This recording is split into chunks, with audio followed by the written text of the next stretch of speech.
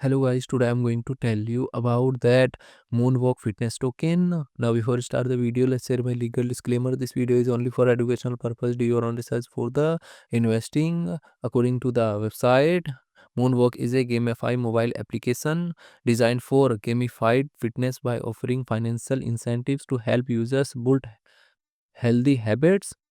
It aims to solve challenges such as the overwhelming nature of traditional fitness programs. Difficulty is maintaining consistency, the intimidating accept the intimidating aspects of Web3 technology for average users, and the lack of inclusive and financially accessible fitness solutions for mobile fast and emerging markets. Moonwalk Fitness is a blockchain powered fitness app that combines step tracking challenges with crypto rewards to incentives healthy habits through gamified accountability. Moonwalk Fitness token total supply is 1 billion and circulating supply is around 168 million MF token. MF token is listed on Gate.io, KuCoin, Kraken, and other exchanges.